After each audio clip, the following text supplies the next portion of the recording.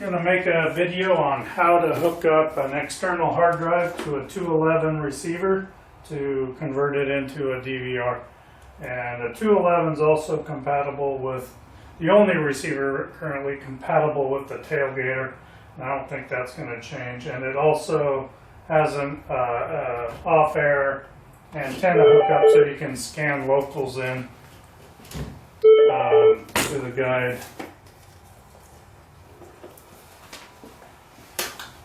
So this weekly dish form, I'll put it on the website as well, kind of outlines a few things. It have to be 50 gigabit to 2 terabyte, has to be USB 2.0 compliant, has to have its own power supply, and I ran out and bought a 2.0 compliant 1 terabyte hard drive that did not have its own power supply, did not work.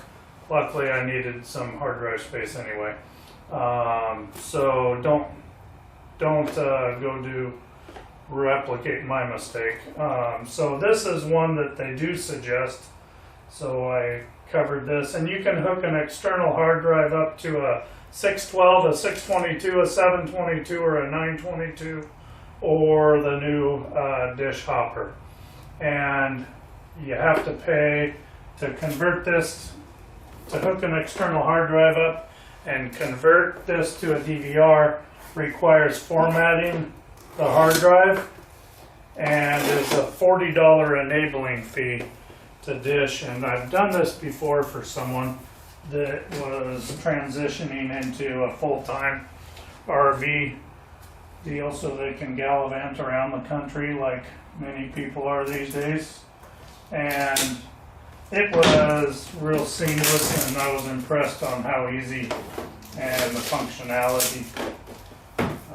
So it should be real easy to do. This shouldn't take long. The formatting part of the hard drive, I'll probably stop it at that point and restart it, because that does take, last time it seemed like it took about a half hour to do.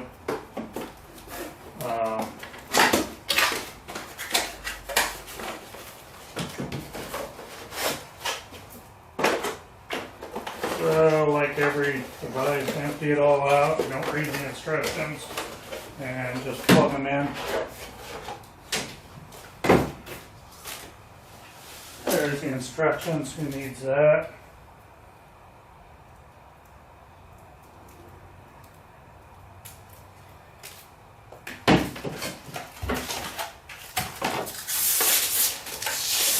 Pretty heavy dude.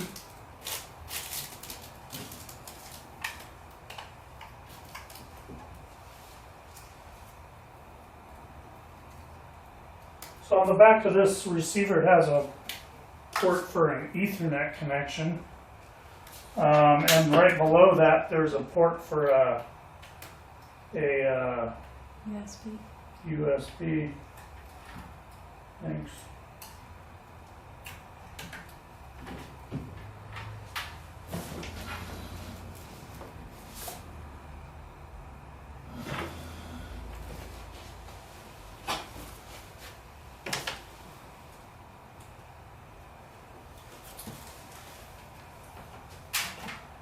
So if we're going to run this, we're going to need power, and we'll need power for the 211 receiver, for a TV, and now the hard drive. So need 3 power supplies.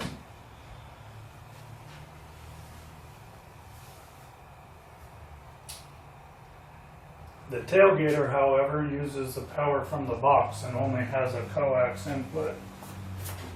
So you just hook this up. This is just a safety thing. I have a video on that as well. So this says it tests the hard drive and tells you whether it'll work or not work. The last one, of course, said it wouldn't work. This one, however, looks like the attached USB hard drive needs to be reformatted to support the Dish Network DVR feature. All existing data on the hard drive will be erased. Do you want to restart the receiver and format the hard drive? And we're going to go yes.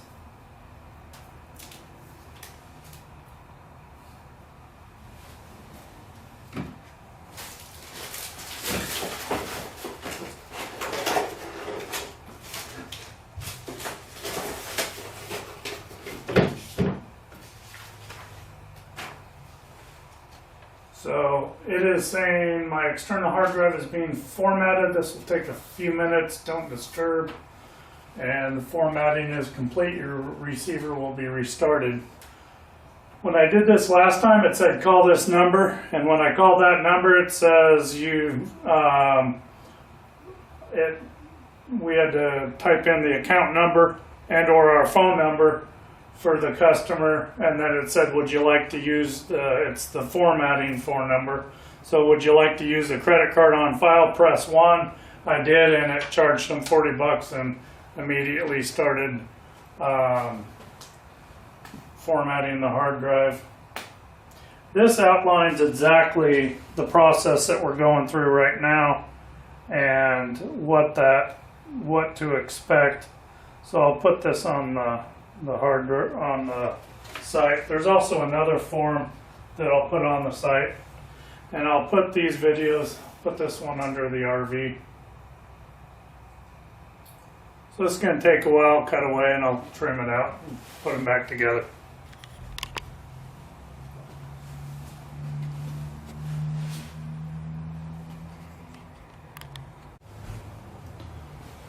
So it formatted for about a half hour,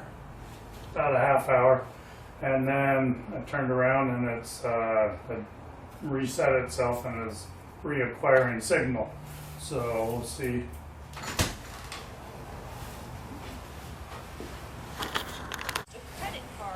So it restarted and it reacquired signal and re-downloaded the program guide.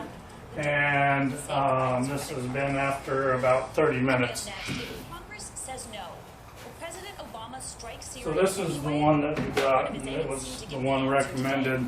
I got this one at Best Buy, and it's a MyBook, 2 terabyte, has a power supply, and it was $109. After the $40 enabling fee, $109 and $40 is about $150 probably, right in there. That gets you like $7 a month. And then if that's the only receiver you have on your account and you only use it for RV use, after you do this, I don't think you pay the $7 a month DVR service fee.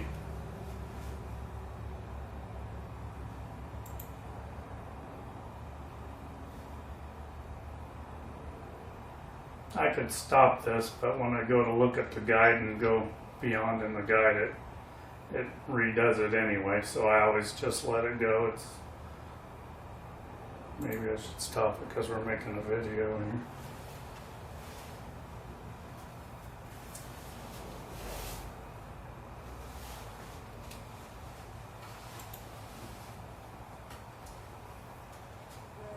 These young dudes don't expect me to on the show.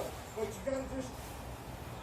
So I just paused live TV, and I have a 211 receiver. So I can hit play. If I go to the guide, and I set something up, hit select on it, it asks me how do I want to record it. So I want to record just one instance of that.